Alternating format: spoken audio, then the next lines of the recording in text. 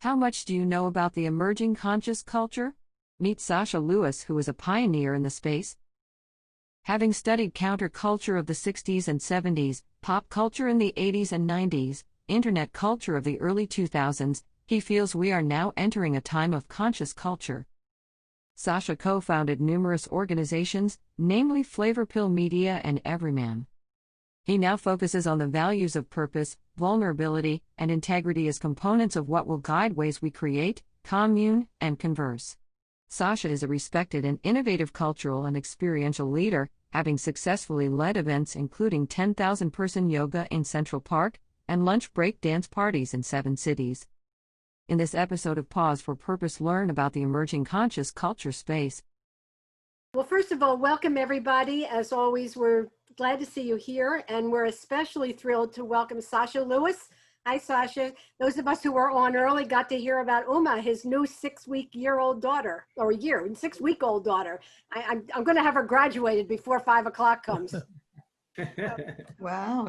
Anyway, so we're just happy to have you all here. And just by way of introduction, Ryan Thompson's with us. And so Ryan will really be taking over in a minute. Ryan and Sascha met each other quite a while ago, and they'll fill you in on that. But Sascha is the co-founder of Flavorpill Media, which is an organization that's now acquired by a larger digital group.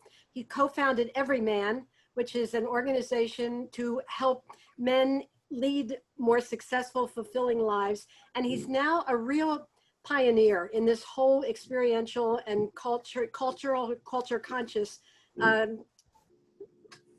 movement. And he has led some incredible programs that I hope you share with us about, like 10,000-person yoga in Central Park and some of the projects that you've been doing in cities around the country. It's fascinating work. And with no further ado, we're going to turn it over to Ryan Thompson, who will take over and further introduce and interview his friend, Sascha Lewis. Thanks, Joyce. Appreciate it. And again, welcome, Sascha. Happy to have you here today and happy to be a part of it as well. And, I think want to just make sure that we're kind of setting this up properly. Today, we'd love to make it as interactive as possible. So just a reminder that if you do have something that you would like to say, a build or a comment as we go along, a question, if you will, feel free to kind of wave your hand or give us a little shout, a little kind of nonverbal shout, and we'll acknowledge that. And when we do, please take yourself off of mute, of course, so we can hear your question or your comment. And while we're interacting, be sure to stay off of mute. But then when we do move on in the conversation, please be sure to mute yourself so that we don't have any background noise as we continue in the discussion. So really, I think Joyce did a great job of bringing, I think, a great introduction to a light for Sascha. And I think that, I would just add that, Sascha's work, you may recall, is been really looked at from all different angles, including our friend Afdal Aziz, who presented earlier this year with a Pause for Purpose. His work has been featured in the New York Times, Today, Good Morning America, CNN, GQ, Vice, etc., The Economist, Financial Times. And his new venture is Future Present, which is an experiential and cultural strategy agency based in Brooklyn, where Sascha is today. So with that, Sascha, I'm going to just jump right in and say welcome, and thanks again for being here today. Yeah, thanks for having me. It's great to be a part of a conversation like this and be just getting to know the organization. It looks like you guys are doing wonderful work, and excited to have a little fireside chat with you, Ryan. I was thinking about it. I think we've known each other for at least 10, maybe 15 years, a few lifetimes in the digital landscape. Yeah, that's right. Some fond memeries. We've certainly shared some time in the mud with running Tough Mudder. Yes. And some time in the city as well. And then I don't know if we ever swapped stories. We'll have to tell it some other time. But I will always recall the great roller skating parties that you guys would throw out in Prospect Park in Brooklyn. Not again, as time kind of has evolved, not just as individuals, but also as other, with other family members and whatnot taking part. It was a real sense of family.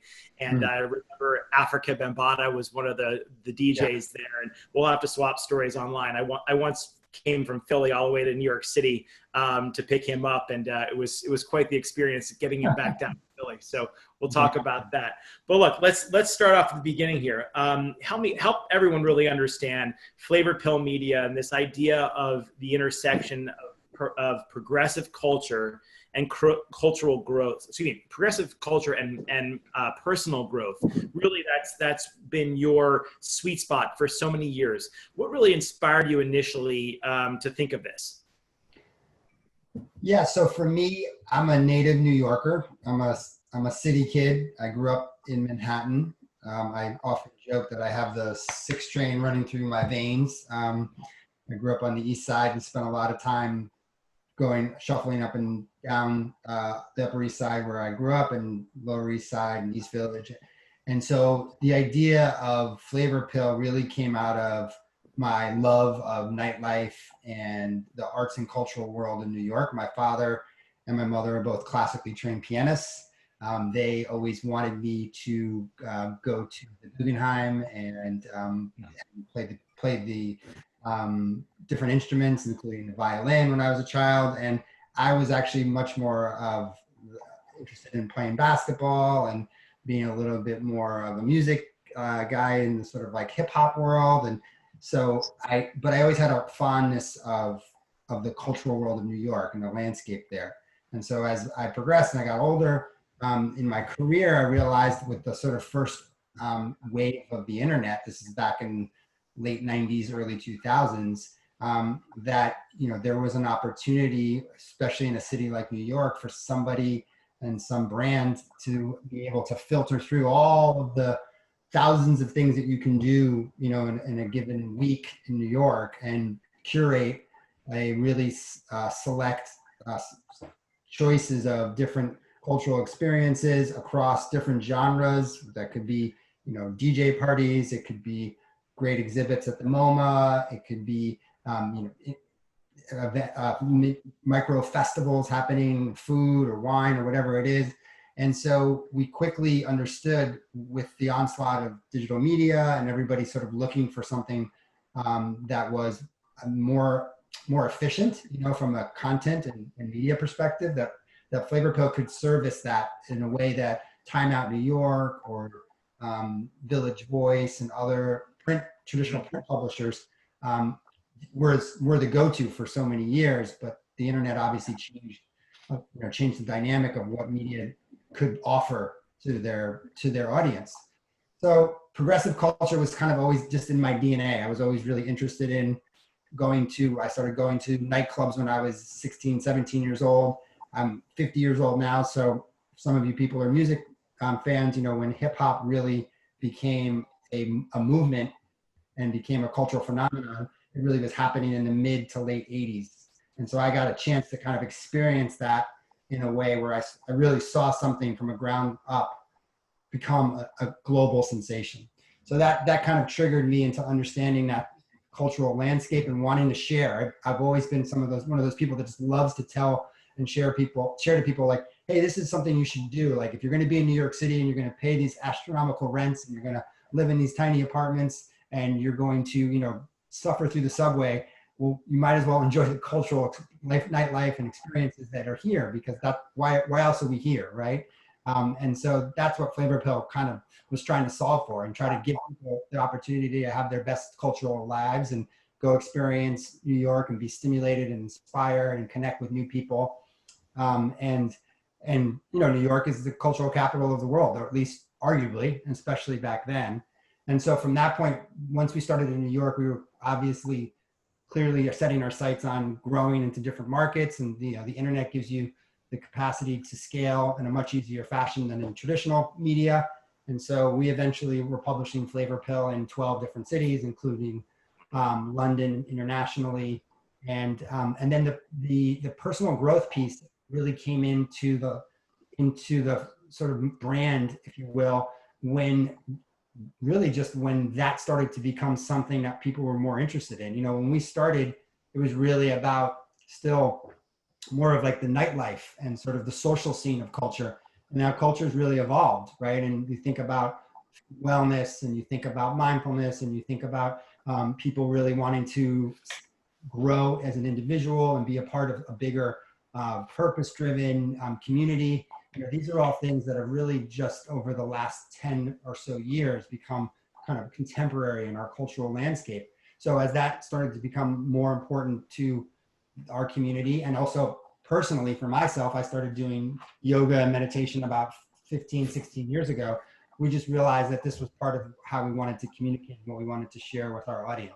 So that's how the progressive culture and personal growth sort of intersection became, you know, a huge part of our positioning. Thank you. And we got a question on the chat, which I'll bring in, which is the maybe the inspiration. You did a great job kind of explaining the inspiration for Flavorpill. Where did the name itself come from? That's funny. I used to get that question all the time. We actually had started another internet venture prior to Flavorpill, and it was called netsetgoods.com. And it was a terrible name, but it was actually a good idea, although it was way ahead of its time, like many good ideas. And so it was sort of an intersection of the MoMA store meets Urban Outfitters. So it was great accessories and apparel from all over the world. There's music, there's fashion, and it did well. We were featured in every major style magazine. We sold to all 50 states and 15 countries, but you know, e-commerce was very, very early. This was when Jeff Bezos and Amazon was still selling books and CDs and out of his garage probably, and, you know, losing lots of money. So we actually were starting to rethink what that business could be. And we did a naming process of how would we rebrand what Netset Goods was, and Flavorpill came up as an idea of like this little sort of dose of flavor, you know, kind of really curated, smart information. And so it just came from you know, a creative process from a bunch of creative people in a room. Mm-hmm. Amazing. And so, I mean, you talked about the inspiration, you talked about kind of like your own experience, you know, kind of through the era, so to speak, with, you know, kind of coming out of the, you know, late 80s with hip hop, and then nightlife really kind of popping into the 90s and so on. This idea, we brought up Tough Mudder, this idea of social currency and you know, the idea that, you know, almost experiences are the new luxury good, as I think the founder of Tough Mudder was once quoted. And that kind of leads into then that collective experience and you know, maybe like those significant moments that we talked about today. Do you sense that parallel as well? Was that really maybe, were you more aware or more kind of in tune with that, do you think, because of the experience that you had with Flavorpill as you're going throughout the near 20 years that you were, actually over 20 years that you were running it? Yeah, I think we saw a shift culturally in that people started to, and I think this is part of what the internet ushered in for us, in that, you know, prior to the internet, it was very much about the experience that you had at a personal level, right? And you were sort of, culturally, you're out there and you were networking and you were sort of, you had your own agenda, right? And then when the internet came around, it was like, well, wait a minute, we can share what we're experiencing. We can have shared experiences. We can have a social connection through our experiences. And so experiences took on a whole different dynamic, right? They lived beyond just the physical moment of you being at a gallery or at a party or at a show. And I think that ushered in things like Tough Mudder. You know, when we did, Joyce, you said, you know, you mentioned the 10,000 person yoga event we did at the Great Lawn 10 years ago this past summer. It was another great example of, hey, people actually want to have collective experiences. Like, we're social creatures by nature. The internet, as wonderful as it is, it's also pulled us away sometimes from actually physically being in a space together. And so we yearn for these epic moments that we can say, hey, we were there. And also, it's obviously, I think you just mentioned this before, Ryan, it's cultural collateral, right? It's currency. So I can say, hey, I was at that 10,000 person yoga class, and here I'm going to put it on my Instagram or my Facebook. And it's a way for me to sort of define myself differently than everyone else. Like, I'm a Gen X person. I grew up where it was the sneakers you wore or the jacket you had or the car you drove. That was how you defined yourself socially. this next generation, it was about the experiences that you participated in, right? What am I doing? Am I climbing Mount Kilimanjaro? Am I going to a 10,000 person yoga class? Am I, running up the mountain in Tough Mudder? Those were the things that sort of differentiated us. And so we moved away from consumerism, from a currency perspective, not to say that it all went away, but it shifted in terms of its status, and experiences really became the watermark.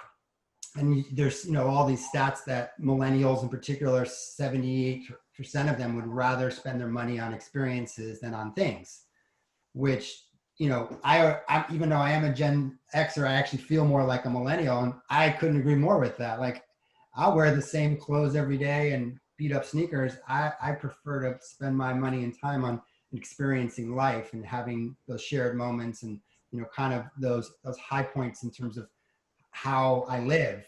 And so I think that's a healthy transition for us as a society, that we're moving away from such consumerism and really sort of measuring who we are by the things that we have in our life.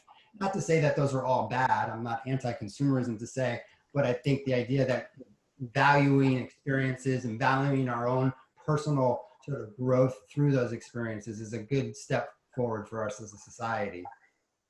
And we talked a little bit about this in the past too, Sascha, but the idea of almost, the difference, particularly, I mean, obviously, certainly since COVID, but pre-COVID even.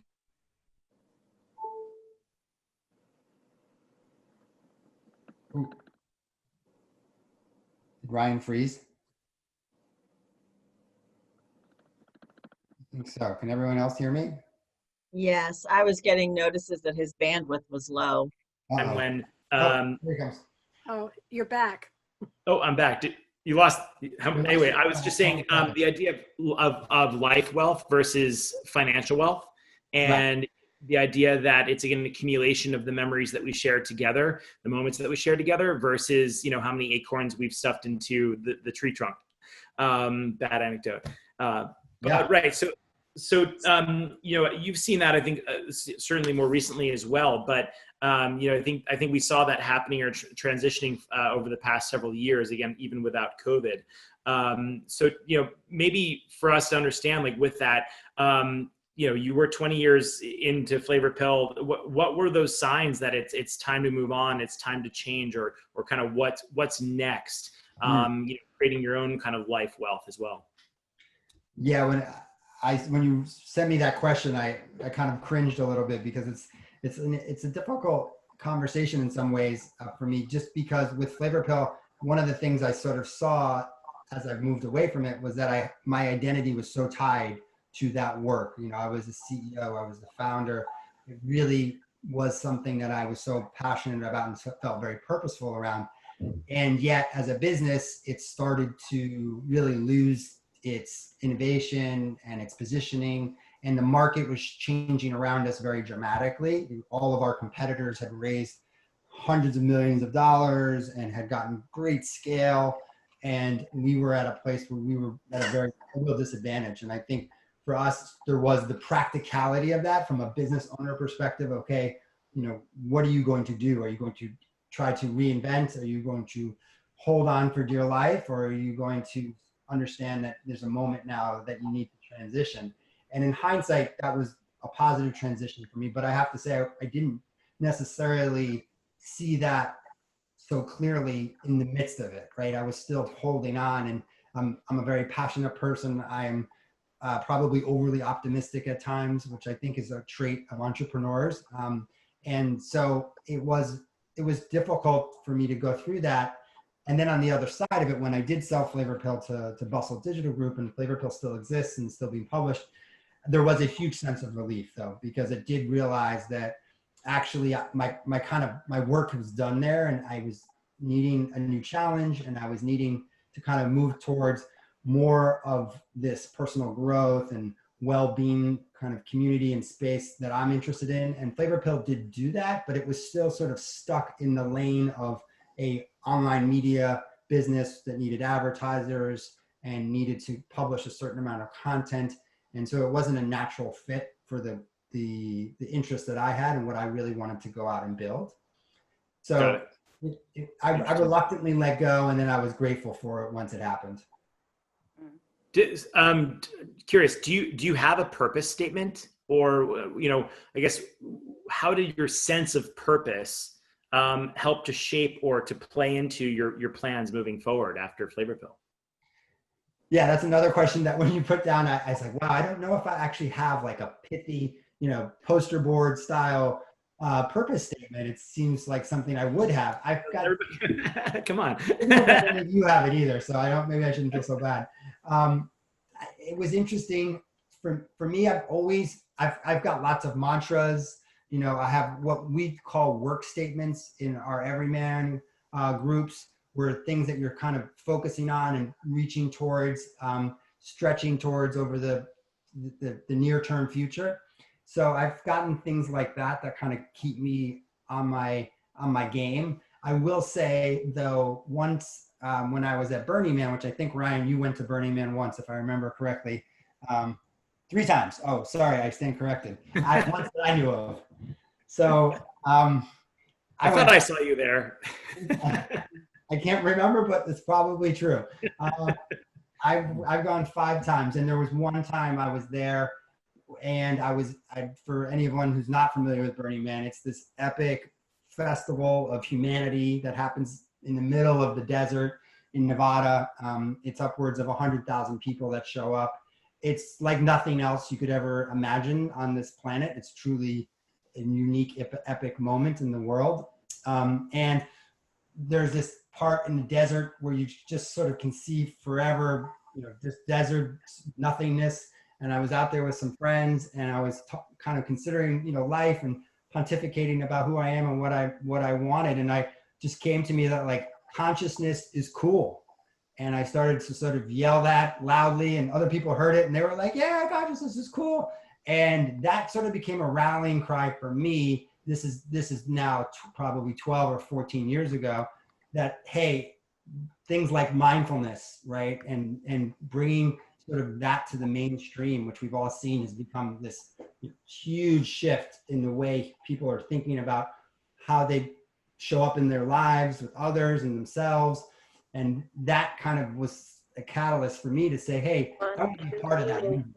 I want to be part of out into the community and into a larger way. Things like yoga, like we've talked about.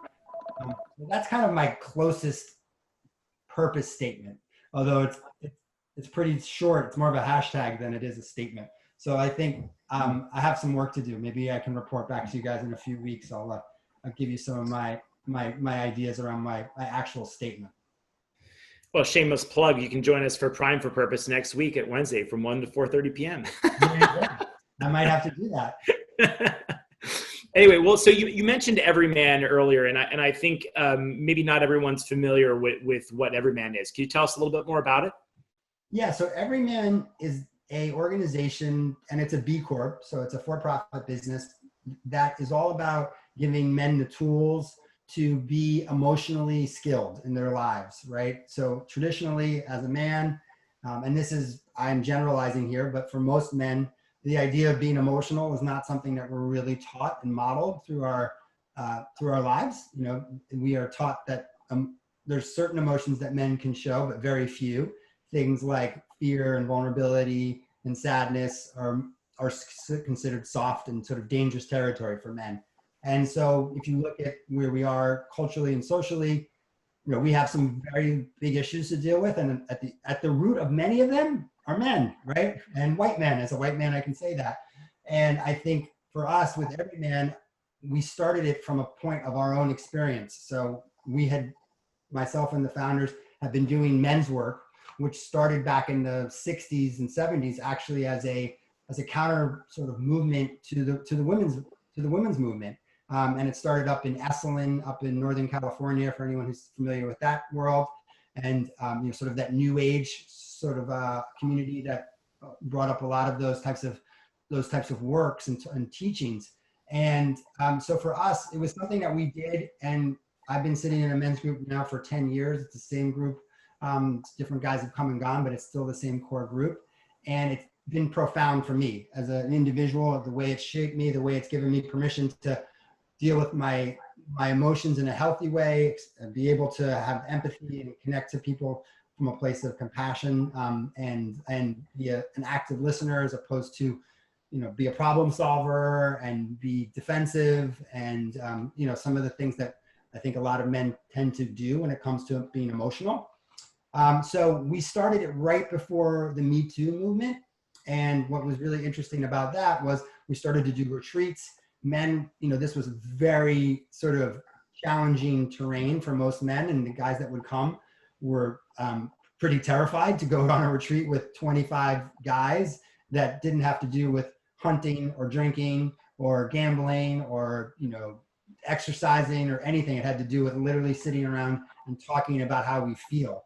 And the transformation that happens with these retreats is unbelievable. We literally have wives email us and say, thank you so much.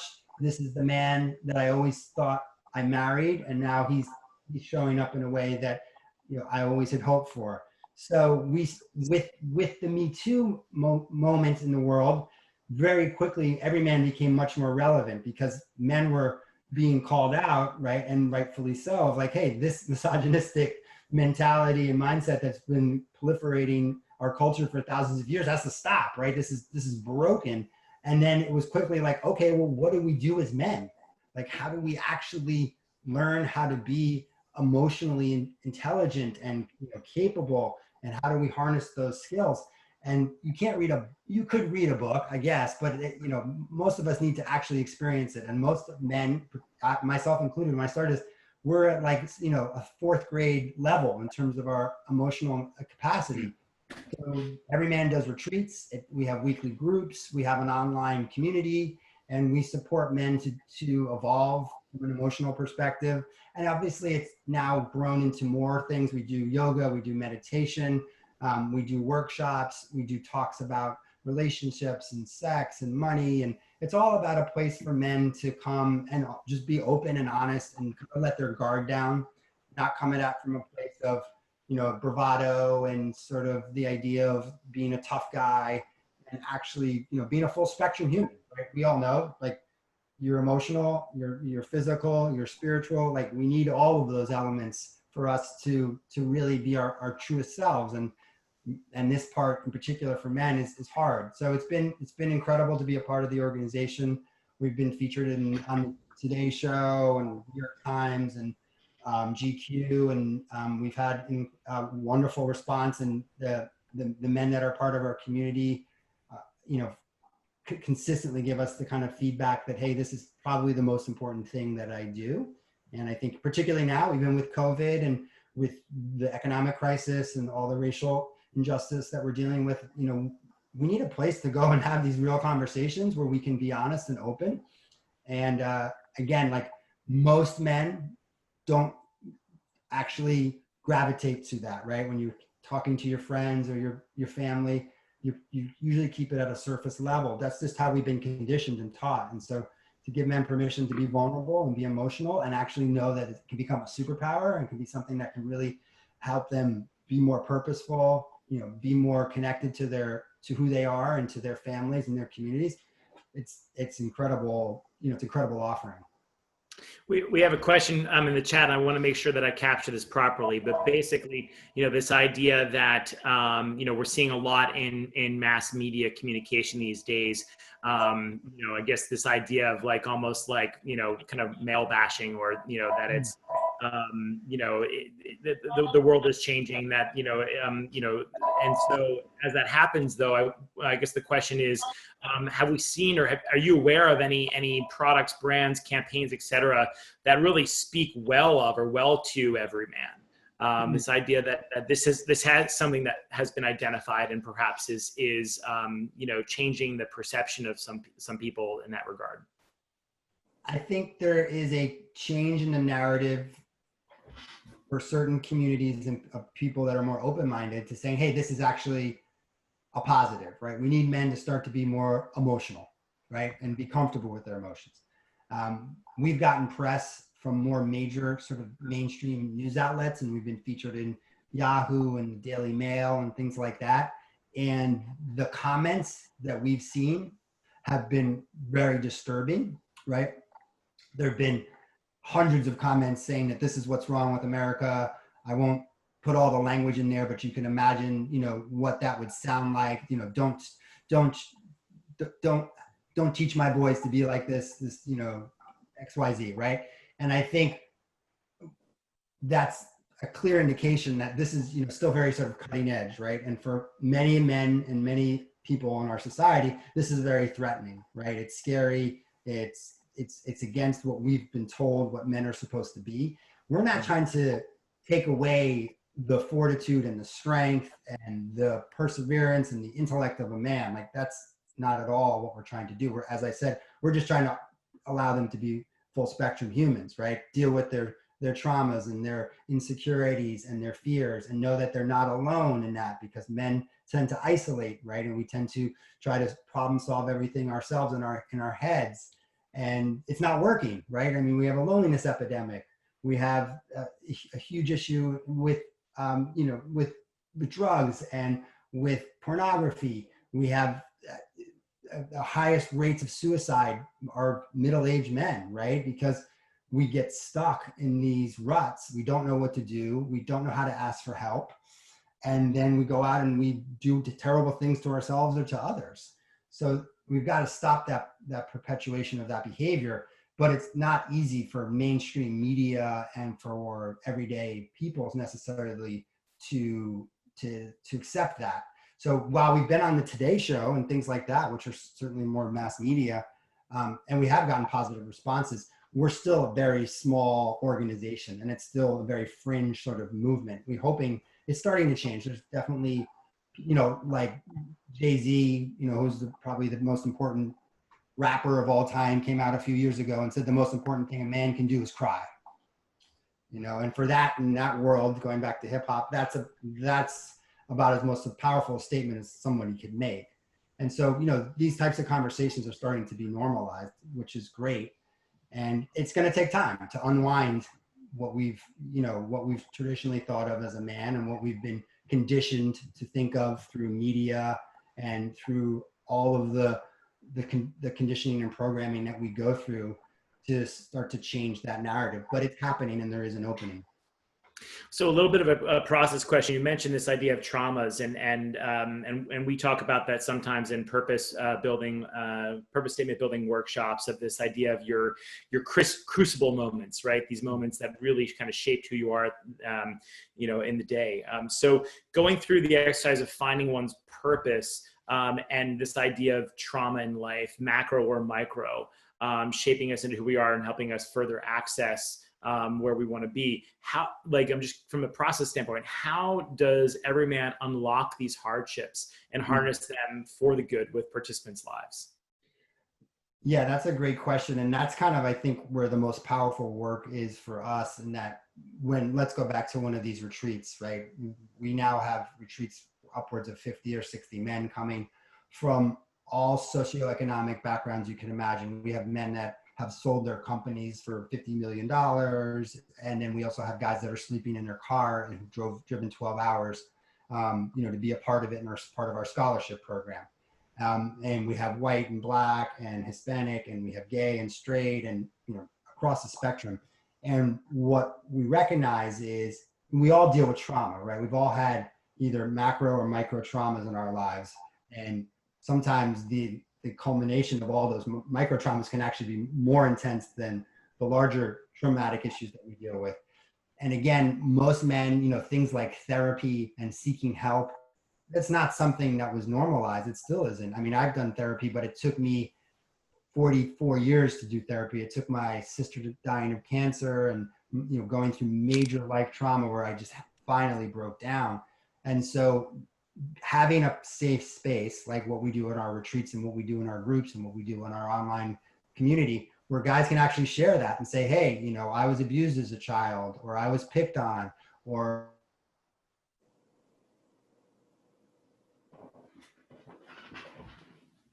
those major life moments are, or the smaller things, you know, of like, yeah, hey, over time, I never felt seen. My parents never really told me they loved me. You know, these micro traumas that maybe we didn't really fully comprehend as younger humans, but now we've realized like this taking a toll on us. So just giving men the permission to talk about that, and then have other men reflect back to them like, hey man, I felt that too. Like I was picked on as a kid, or, you know, my parents were too busy to kind of really show me the love I wanted. I never felt loved enough. Just to have those types of conversations are hugely healing, right? Because it takes all the air out of it. You realize like, oh, okay, like I'm not alone, and it's okay to feel these things, and it's okay to cry about it. It's okay to be angry about it. And then of course, through the work we do, especially with our ongoing groups, you can then start to unpack those traumas, and you can be supported by men that you trust and that love you. And you can, like any other process, it takes time. And of course, we also say, if somebody's really gone through major trauma and needs help, like go to a therapist as well, of course. Go seek professional help. Right. And have somebody who really can help unwind some of that, and we'll support you in the way we can too. So I think that that's a huge part of it. And trauma is obviously becoming a big sort of, you know, recognized sort of issue that we've all need to address, right? Because we've all faced trauma, and especially in our culture where we just go so fast and try to constantly be doing, we don't give ourselves any permission to slow down and actually feel into what's happened in our lives. And then we just bury it, and then it comes out in unhealthy ways, especially for men, you know? And so it's incredible work to be able to do that and to create the space for that. And there's something special about men with men, like doing that. Not to say that women can't be part of it. I think it's incredibly important. And I'm very open and vulnerable with my wife and my sisters and my mothers, but something, I don't know if it's tribal or it's chemical or hormonal, whatever it is, but when men come together and really can be open and share and be emotional, especially about deep-seated things, it's very, very healing. Yeah, it's also, I mean, you have to be in the level of bond, trust and intimacy that a man must have. I mean, not that women don't too, but that must have in order to really unroot those traumas or those crucibles. Sometimes is you know, exceptionally challenging. So with that in mind, there's one thing I'll say just quickly, because there's a movie called The Work, which is a documentary film that was, I think, 3 or 4 years ago. It was nominated for Best Documentary. And Eldridge Jackson, who's one of the leads in the film, is actually part of the Everyman community. We just did a talk with him last night, and he was convicted for murder and in prison for life, and transformed his life, and has actually come out of prison and is an incredible advocate for this work. But it's a great film if you want to see like the levels of trauma that people, and particularly men in this film, go through. And these are people that are on death row, and, you know, it's maximum state prison. And it's the work that they're doing is the men's work. It's the core ethos of what every man does. It's what this men's movement has created. It's an incredible film, and it's really powerful to see, especially, you know, it's at Folsom State Prison, and see these men come. It's actually men from the prison, and then also public men from, you know, that are not prisoners, coming in together and having a shared experience. So that's a good well film. So I'm going to build on that too. Again, I think totally get the importance of it being you know, a men's group. One of the questions that came in was just also around you know, the sense of exposing for good reasons perhaps other people in your family, or kind of multi-generational work as well. You know, have you guys thought at all about that, or are there any programs in the future that speak more to this idea of kind of multi-generational?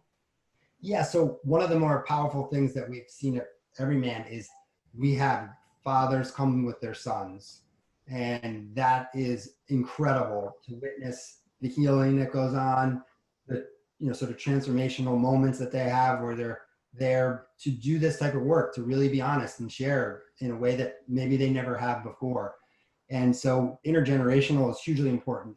Typically at our retreats, the youngest guys we have are probably in their early 20s. And then we have men always in their late 60s or early 70s. And we love that because we all have something to learn from each other, right? The young and the old, and vice versa. And we also do programs with men and women. And so, you know, we're not just exclusively about men and men that are, you know, certain demographic or a certain age group. Like that's not at all what we're trying to accomplish. We recognize that it's ultimately, it's not every man, it's every human, right? We all have healing. We all are seeking deeper connections to ourselves and to each other. And this work translates across, sexuality, across race, across age. So we're growing, sort of what we do and how we do it. But we also recognize that, there's a lot of men that are hurting in the world, and what the work that we're doing is so crucial. So we want to focus on men for now. And, our goal is to have millions of men doing this work with us. And we've probably got a few thousand doing it now. So we got a lot of work to do. It's interesting. You mentioned earlier, your position at Flavorpill and then, stepping out and figuring out what's next. And, again, this, life moments, but also career evolution. So as your career transforms from Flavorpill to EVRYMAN to Future President and beyond, has your role changed at all? Do you feel your role's changed? And, what do you count on for strength, or what do you find, how do you continue to cultivate, from within, if you will, as you evolve? Thanks. That's a deep, profound question. I didn't see that on our pre-questions. I'm glad it's getting me fresh and new here. It's not a curve, and you got a few curveballs, so they'll be next. Don't worry. I appreciate that. Keep me on my toes here. I think for me, as a 50-year-old who has a 6-week-old, beautiful daughter, I have so much still to offer and to give to the world. I feel like my gifts are just getting refined, and I learned through experiences. I love to create experiences, shared experiences for others, and I do it partly because I myself enjoy being a part of that, and I know that that's where I start to refine who I am. I start to, let go of my ego and really allow my full creative, sort of nature to unleash. And so I feel like I'm just sort of at that precipice of that shift and that change, and I want to go out and create as much change in the world, positive change in the world as I can. I don't think I can change the world into, myself. Like I think in my younger years, I might've said, I want to change the world. I want to be a part of the change in the world. And I want to allow for the things that have helped me to help others, right? The yoga, the meditation, the men's work, these types of tools that we all can benefit from, I think are hugely important. And I think they can be a part of how we heal collectively. So I'm inspired by even what we're going through now. Obviously, it's horrendous to see these unnecessary, suffering and death that's happening. It's horrible, and yet I do think it's this sort of cathartic, collective experience that we're having. It's a rite of passage in so many ways as humanity. We're dealing with something that we've never had to face, and I think it's confronting us in a way that we needed because we were getting complacent, right? Even with the Trump era and everything that was going on, many of us were comfortable financially, and it was a situation where things were kind of, maybe we're not happy with the political system and the situation, but ultimately we're creatures of habit, right? And if we're comfortable, it's hard to have to be pushed out of that comfort zone and really sort of look at ourselves and take inventory on who we are, what we really value, how we're spending our time, how we're spending our money. And I think all of this now has just created this massive moment of potential transformation. Not to say it's going to be easy. It's certainly not. We see it. Look, 2020 this is biblical, what's going on, and we still haven't even gotten to the election. Imagine what's going to be the back half of the year here, right? This is like certainly no other year I've lived in. Maybe, I know 1969, everybody likes to kind of go back to that. That was the year before I was born. So I'm inspired by the opportunity for shift and changing the way we are and what we prioritize, and moving into this idea of conscious culture, which is, something I wrote about in Forbes. And I think, even going back to when I was at Burning Man and being like, consciousness is cool. I thought that I had this kind of epiphany come to me 12, 14 years ago. And now I think it's actually happening. I think right now, like this is the moment where people are recognizing like, hey, I have to start to think about who I am and what I'm doing in the world and how I'm affecting the world in a positive or negative way, and how am I treating others, and how do I want to be treated. And these are all good, important, necessary, introspective moments we need to have individually and collectively. Yeah, absolutely. And we're obviously, like you said, it's really kind of been pressed upon us. I think everyone's role is changing, and that transformation now is perhaps more involuntary to some extent. But everyone, I think, is trying to get a handle on that as we truly do move into a new era. And I think along with EVRYMAN, you mentioned this idea of the age of conscious culture, and I want to talk about that. So your current initiative is Future Present, experiential strategy consultancy, if you will. And you talk a lot about conscious culture and that age of conscious culture manifesto, speaking to the values of purpose, vulnerability, integrity, kind of as a guide, to guide the ways that we create, commune, and converse, I think were the words that you used. Where did these insights come from, and where do you think the age of conscious culture will take us? Yeah, so the insights come from just myself and my partner, Danielle, who I've worked with for 10 years in different capacities. And she's, going back to the Yoga at the Great Lawn, the first project I ever worked out with Danielle was that. And so clearly we were just destined to do interesting and exciting things. And Afdel, who I know you mentioned before, when we did our lunch break series, which was our 1-hour dance parties that we do at lunchtime with Questlove from the Jimmy Fallon and Roots show, those were things that we created because we saw that there was an appetite for people to do these unique experiences, to get opportunities to kind of be embodied, dancing or doing yoga and participating in culture, not just a 2-dimensional experience, which is, that idea of a concert or going to a film, but a 3-dimensional experience where you're part of the actual experience itself. And Ryan, you have a great career in doing these things in your former life at Dosecki's and others. And I think, for us, like that was just clearly indicators to us of like, where are we going? Where are we shifting? So if the 60s and 70s was counterculture, right? And the 80s and 90s was pop culture, and then the 2000s and teens was the internet culture and everything that came from there. Our belief is that we're moving into conscious culture, right? And we're moving into this place where people are moving out of this idea of being a consumer and moving into being a creator, which is our natural state, right? As someone who has a 6-week-old child, like we are creators at our core, right? This is what we are built to do. And we have lost that in some ways, right? Because we've gotten over the last 100 years so overwhelmed, overconsumed about consumerism, right? We've gotten to this place where that is how, that's our religion in so many ways, right? Especially in this country. And so I think for us, we actually wrote all of this and kind of put this out pre-COVID, pre all of the racial justice issues that have come up over the summer. And so it to me, this is just a clear moment in time for us as a society that there is a major shift happening. It's been building. The millennials kind of brought us there with them questioning what was important in terms of their life versus their work. They were the ones that really introduced this idea of purpose, right? Purpose and passion, and moving into a place of prioritizing purpose over profits and, over your own personal gain, which is great. God bless the millennials. We needed them. And I think this idea now that, hey, vulnerability, integrity, these types of things, these purpose, right?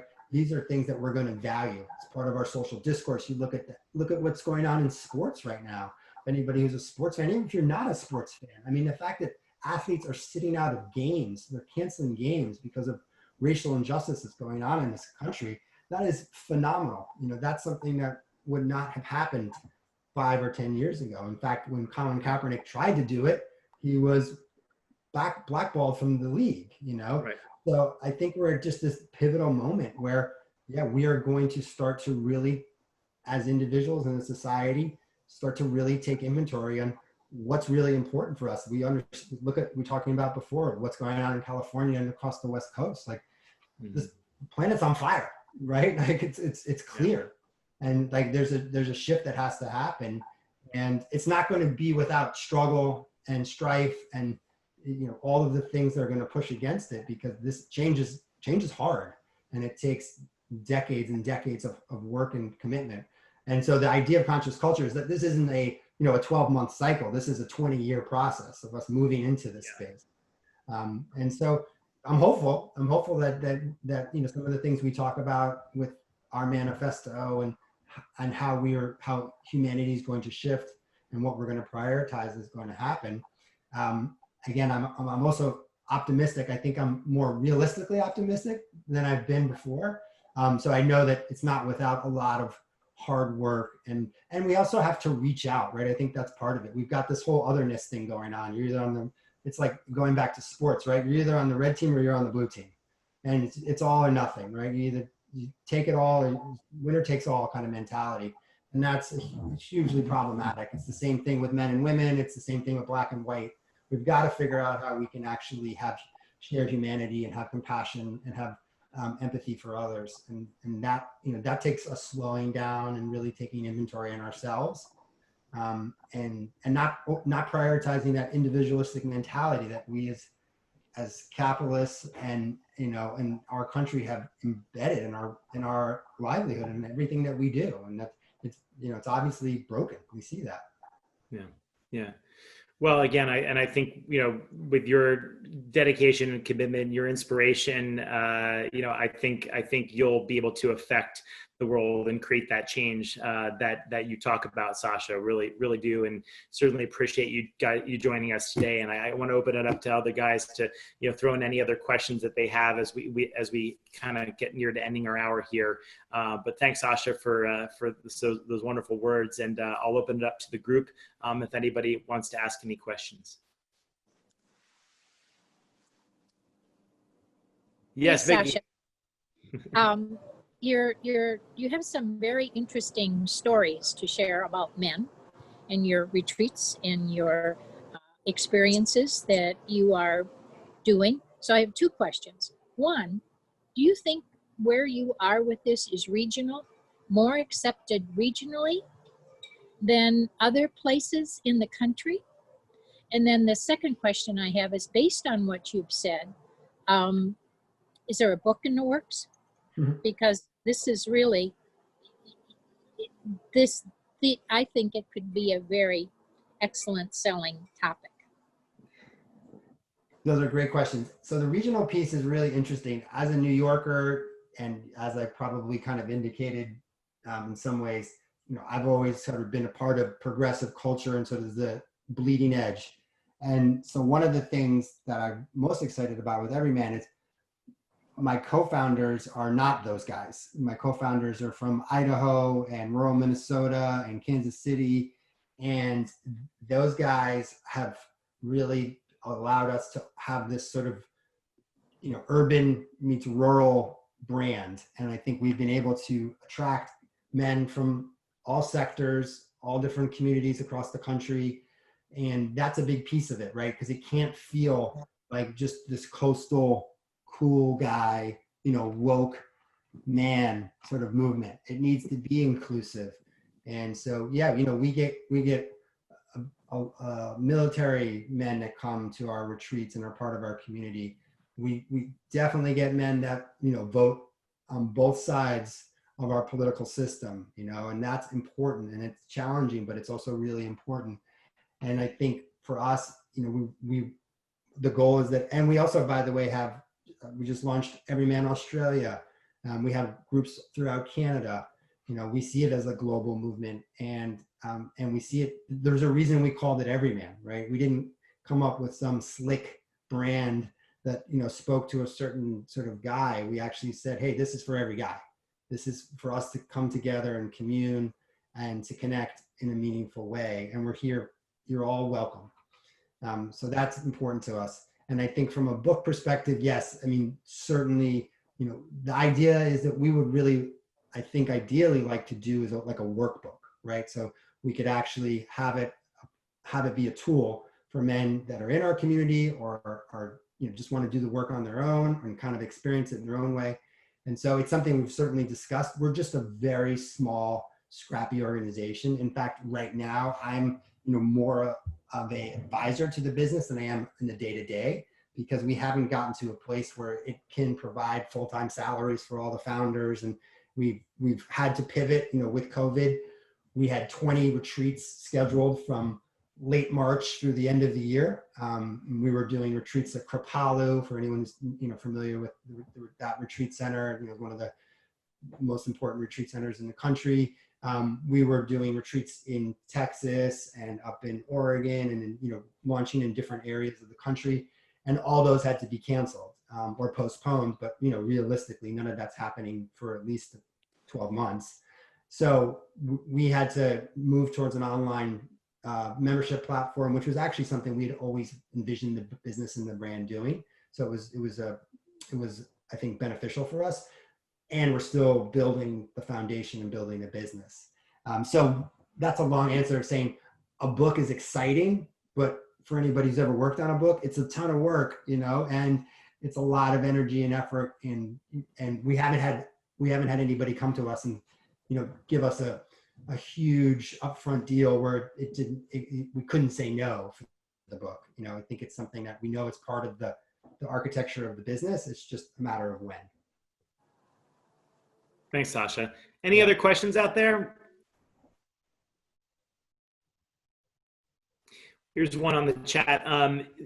With Sascha, with millennials, before being such a large cohort, if you will, do you see them being really the new trendsetters that will ultimately perhaps start to merge into the work that you're currently doing? Yeah, they're the catalyst, right? They're the ones that kind of woke us up and said, hey, we can rethink how we live and how we work, right? And how we socialize. And again, incredibly grateful for them. And many of the people that worked for Flavorpill were millennials, and that they were the ones that really steered us in that direction. And I'm really excited, bullish about Gen Z, right? If you look at what that next generation is doing, because they're activists, right? They're taking action. They're not just passively pontificating on social media like some, Gen Xers and millennials do. Like I think we got a little complacent with that, because it was like, oh, look, I'm doing something, I'm liking this, or I'm sharing this. Gen Z is actually out there on the front lines of these major social issues, standing up for what they believe in. And that's hugely important. Yeah, for sure. I think we had Joyce. You wanted to comment? Well, no, I just want to ask, so are any of that group, the kids still in school, the Gen Z, do they request entry into any of your Everyman groups? So yes, it's a small subset, of course, right? And it's something long-term, we see Everyman having programs for young men, high school students in universities. Ryan's a father of 3 boys. Like imagine if this was part of their curriculum, part of their after-school offerings. It was something that was actually, cool for them to do, not something that was a drag.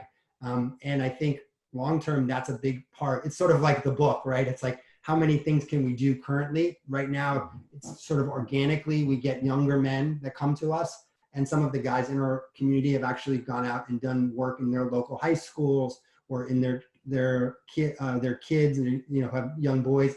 They've kind of brought it organically into their communities. So people are definitely introducing it, and long term, it's absolutely a big part of part of our objective. That's great. Thank you. Yeah.